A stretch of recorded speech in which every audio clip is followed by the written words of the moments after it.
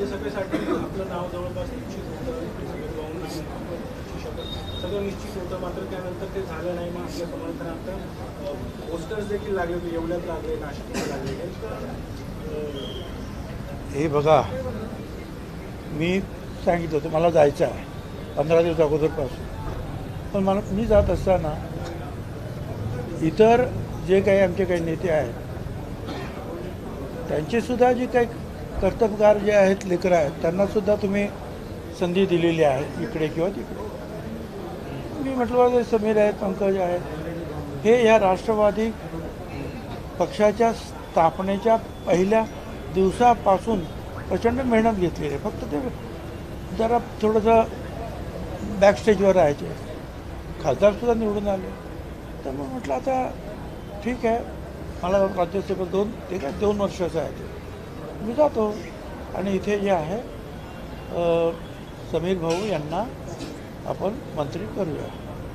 परंतु तो पिरियड जो आहे कम्युनिकेशन गॅपचा तो फार कमी होता.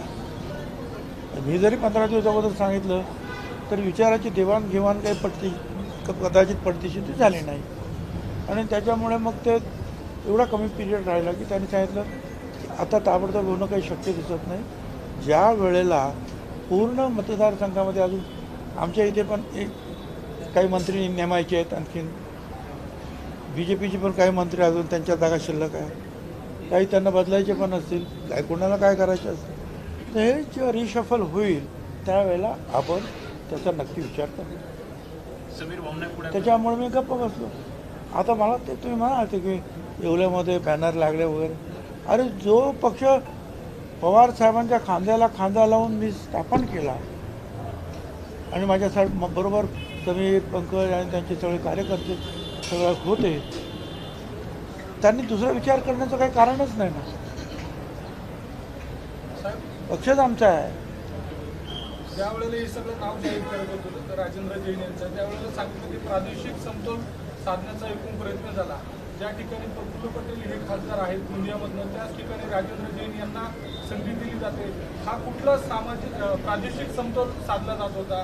काय नेमकं असं धोरण आखलं? पक्षाने निर्णय घेतला त्यावेळेला साधक बाधक चर्चा झालेली आहे, निर्णय झाला.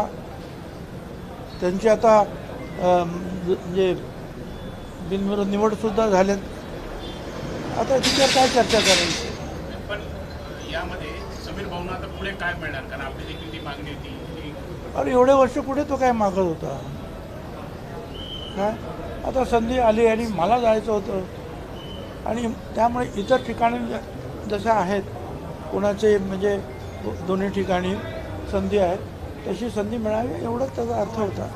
बाकी त्याला एवढं काही सिरियस घ्यायचं काय कारण नाही. पण साहेब, या सगळ्या दरम्यान प्रत्येक वेळेला काहीतरी बोलावं लागतं किंवा प्रत्येक वेळेला काहीतरी तुमच्याच बाबत असं का वारंवार होतं? सुरुवातीच्या काळामध्ये काही महिने तुम्हाला मंत्रीपद दिलं गेलं नाही, नंतरच्या काळात ते मंत्रिपद दिलं गेलं.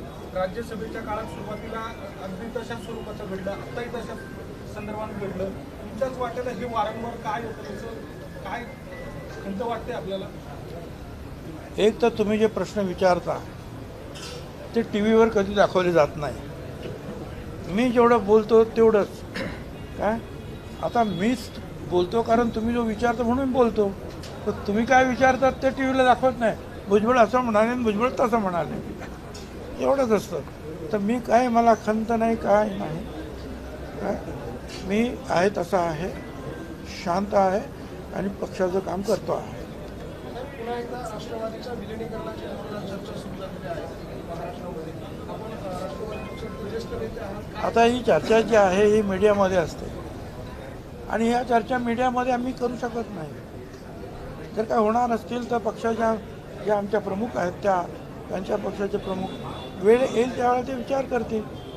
परंतु सध्या जे आहे 15 दिवस झाले, 20 दिवस झाले का मीडियामध्ये जे आहे येतो. त्याला काय करायचं सूत्र आणि पुढे असं काय सूत्र मी शोधतो, कधीच सापडत नाही.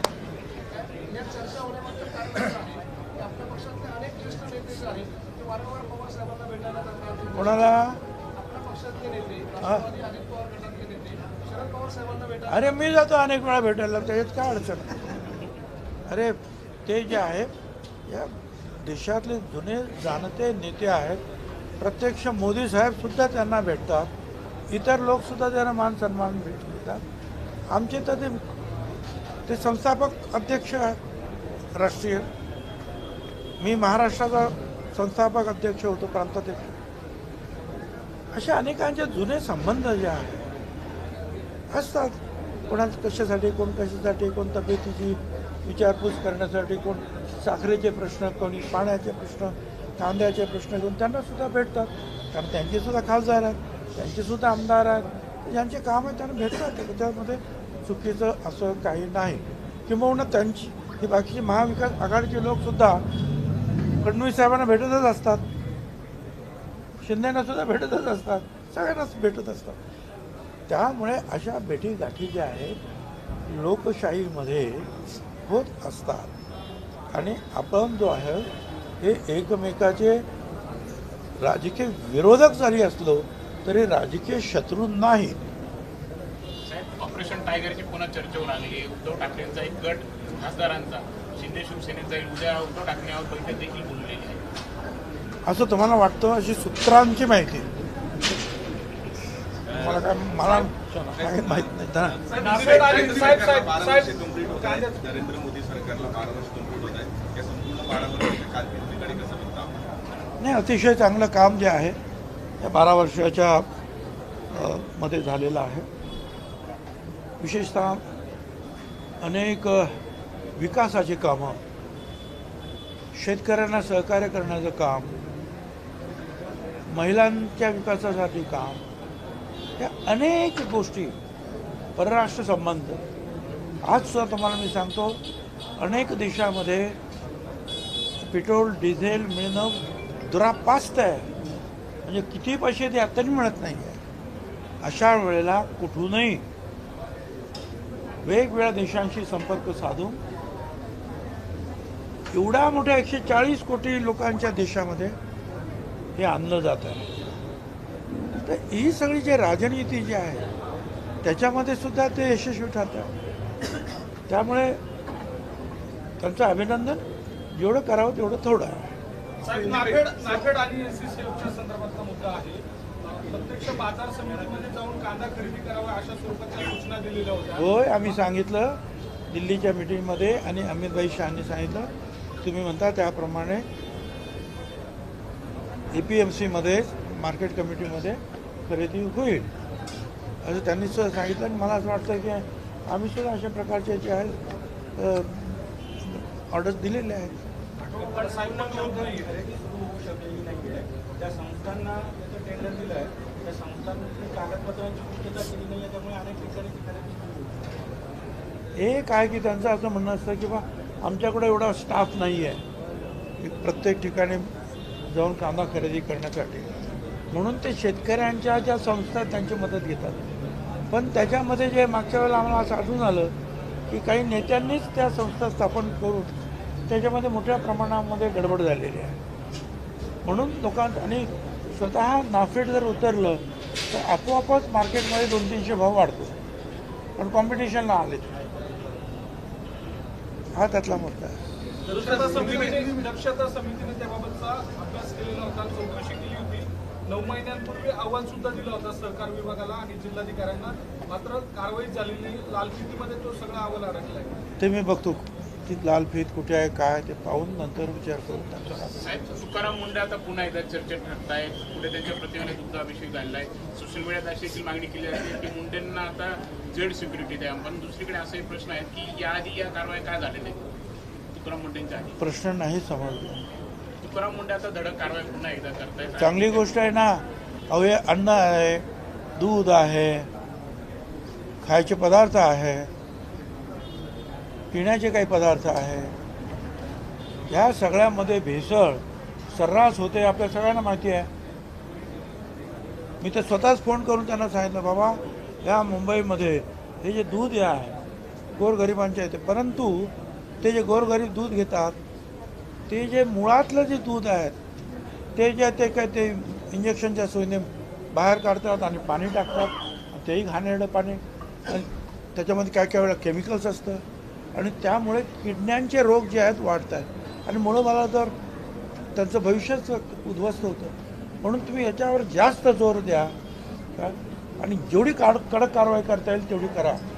अन्नधान्यामध्ये औषधांमध्ये भेसळ करणाऱ्यांना अतिशय कडक मोका लावायचा असेल तर मोकासुद्धा लावलाच पाहिजे. कारण त्यामुळे जे आहे तुम्ही अनपेक्षितरित्या तुम्हाला माहीत असताना सुद्धा तुम्ही लोकांचे जीव घेता खोटी औषधं भेसळ वगैरे देऊ. म्हणून हे आवश्यक आहे. त्यांच्या आधी कारवाई का झाली असे सोशल मीडियात प्रश्न विचारले. केलं ना, झगडे साहेब होते त्यावेळेस खूप कडक कारवाई झाली. जे आहेत हिप्स वगैरे जे काय लावतात काय म्हणतात बघ खूप ते आपल्या कमरेला काय मराठी शब्द काय खुबा. आता ते त्यांनी त्यावेळेला किती लावून धरलं होतं की हे जे खुबे लावले जातात ते अमेरिकेमध्ये हे नाकारलेले आहेत. मोठ्या कंपनीवर त्यांनी लढाई घेतली आणि शेवटी जे आहे त्यांच्या बाजूने निकाल आता आलेला लागला की नाही झगडे सांगत होते ते बरोबर होते. ते त्यांनी सुद्धा फार कडक काम केलं होतं ना. चांगली औषधं आली पाहिजेत. त्या औषधामध्ये भ्रष्टाचार होता कामा नये. जेनरिक औषधं त्यावर सुद्धा त्यांनी भर दिला होता. स्वस्तात मुळात जेनरिक आहे मुळात जे एक औषध असतं त्याच्यावर प्रक्रिया करून मग वेगवेगळे जे ब्रँड तयार होतात ती जेनरिक औषधं जे आहेत ते सुद्धा सुरू करण्यामध्ये त्यांनी प्रयत्न केला. तर काही जे असतात अधिकारी ते प्रामाणिकरित्या काम करत आहेत.